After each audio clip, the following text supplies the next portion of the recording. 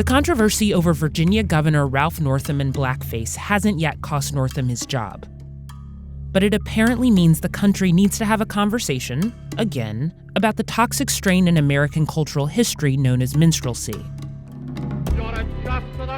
So it's time for a little education, just in case there are Americans out there who may be too afraid to ask their best black friend why it's so offensive.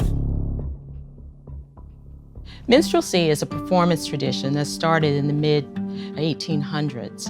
And what it was whites dressing up, caricaturing African Americans, mimicking their dance, their language, their music, providing comic relief for their audiences.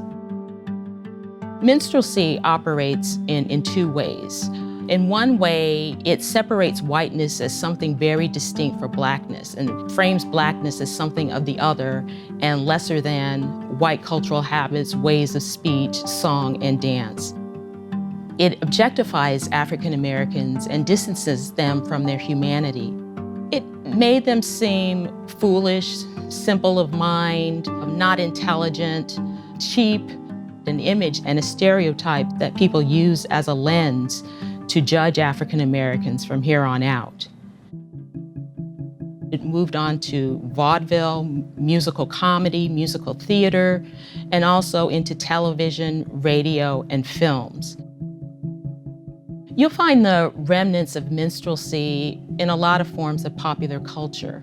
Think about some of your favorite film comedies or television shows, when white actors mimic African American speech patterns or breaking into a moonwalk. In some ways, they are taking on that same persona that the blackface entertainers did on the minstrel stage. I think blackface is a really complicated issue. I find it painful to see it in action. It's a reminder of the devaluation of who African Americans have been in this country. And so when we wrestle with that history and really start to understand it, I believe that's the first step to really ridding ourselves of these images.